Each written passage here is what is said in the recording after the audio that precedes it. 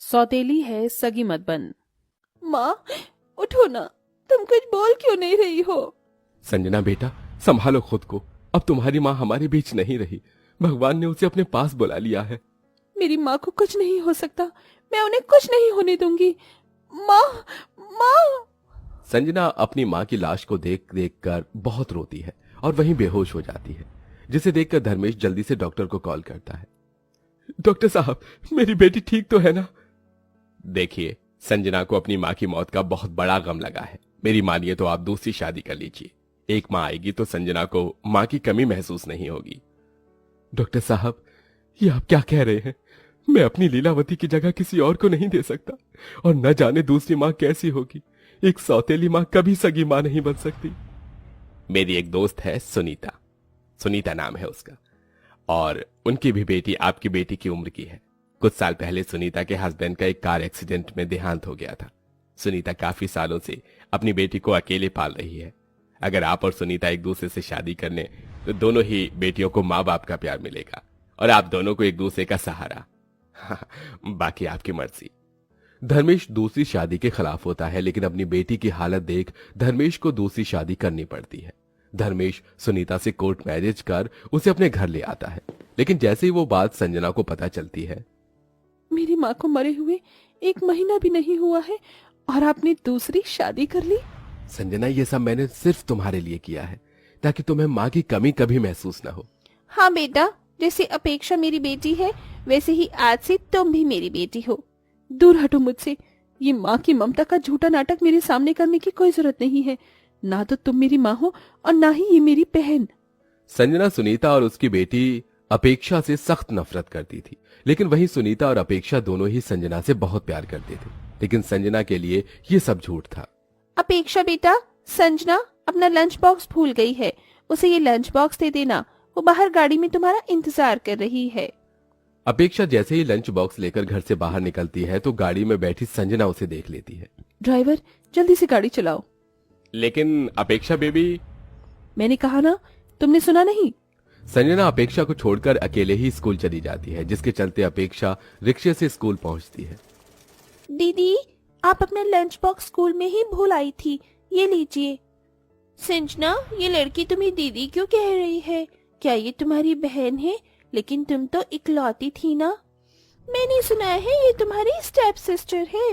Wow, 2 सौतेली बहनें एक ही क्लास में पढ़ती हैं। अगर एक दिन में लंच नहीं करती तो मर नहीं जाती। क्या जरूरत है मेरा लंच लेकर आने की? तुम्हारी वजह से मेरा कितना मजाक बन रहा है। लेकिन दीदी। लेकिन क्या? तू और तेरी माँ, तुम दोनों ने मेरा जीना हराम कर रखा है। जा यहाँ से।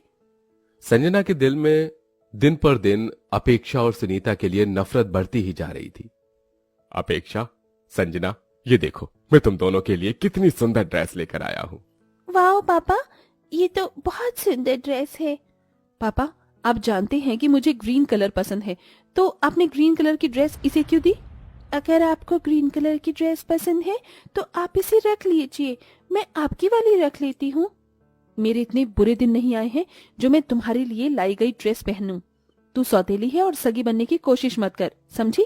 संजना चाहे अपेक्षा और सुनीता को कुछ भी कह ले, लेकिन दोनों माँ बेटी संजना से प्यार करना कभी नहीं छोड़ती।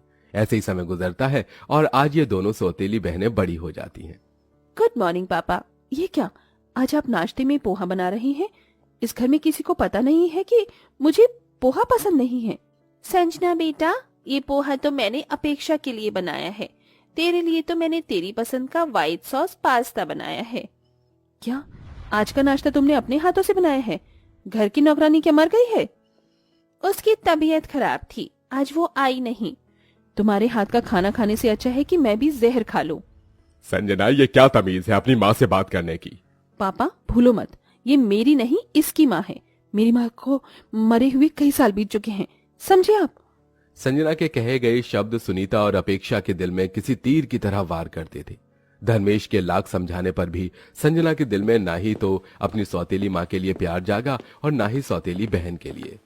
ओह शिट, भगवान, ये मैंने क्या कर दिया?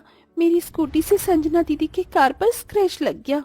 अगर उन्होंने ये देख लिया तो मेरी तो खैर नहीं। अपेक्षा इतना कह ही रही होती है कि तभी वहां संजना आ जाती है। ओह माय गॉड, अपेक्षा, तू मुझसे इतना चिढ़ती है कि मुझे नहीं पता था। तूने अपनी स्कूटी से मेरी इतनी महंगी गाड़ी पर स्क्रैच मार दिया। अगर तुझे भी गाड़ी चाहिए थी तो पापा से मांग लेती, जैसे बचपन में तूने मेरी हर चीज उनसे मांगी है। ये भी तुझे तेरी माँ ने ही बोला होगा। किसी चीज की भी हद होती है। बचपन से लेकर मैं और माँ आपकी हर बात सहते आए हैं, लेकिन अब और नहीं।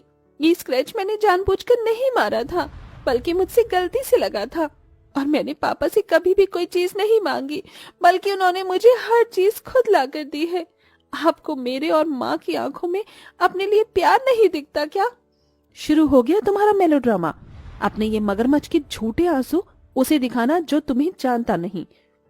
ये सब मुझे मत दिखाओ। अपेक्षा और सुनीता दोनों हिम्मत हार चुकी थी। उनकी लाख कोशिशों के बाद भी संजना उनसे सख्त खिलाफ थी।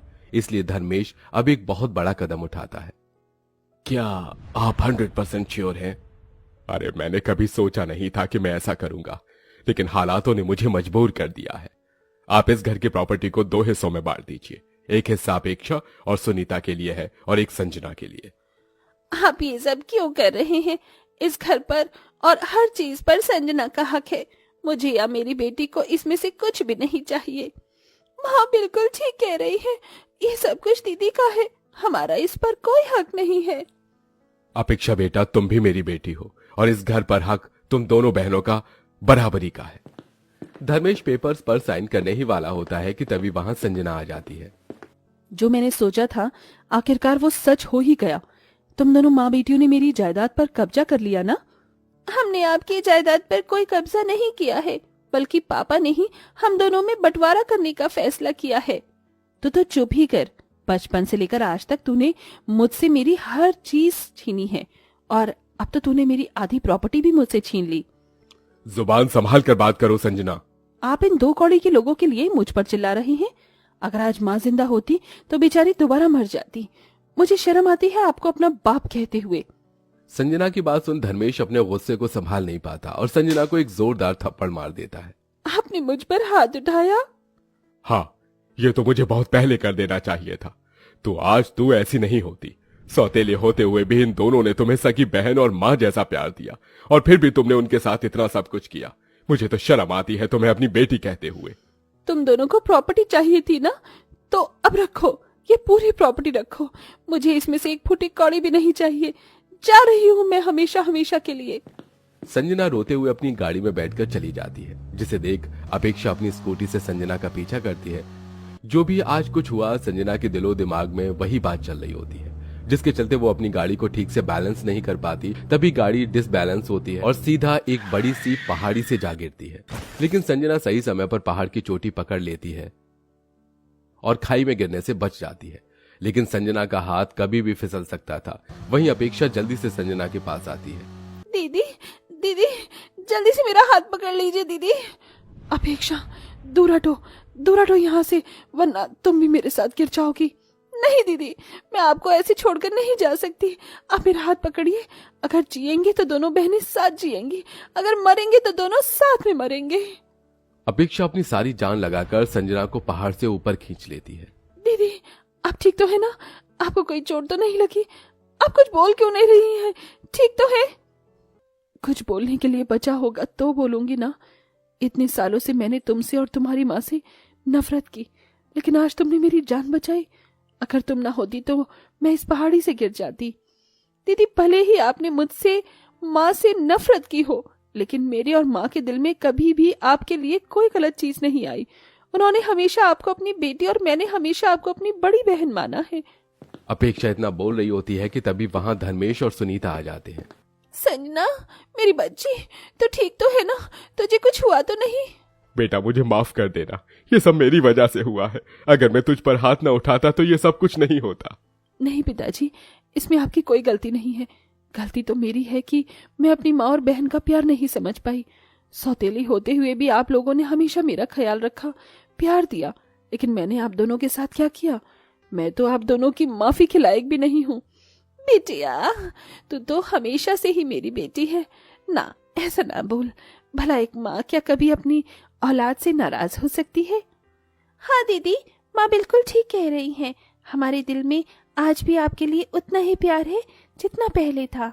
अपनी सौतेली माँ और बहन की बात सुन संजना उन दोनों के गले लग जाती है, जिसके बाद अब हमेशा हमेशा के लिए संजना के दिल से सुनीता और अपेक्षा के लिए नफरत खत्म हो जाती है। वहीं अब पूरा परिवार साथ साथ हंसी खुशी रहता है।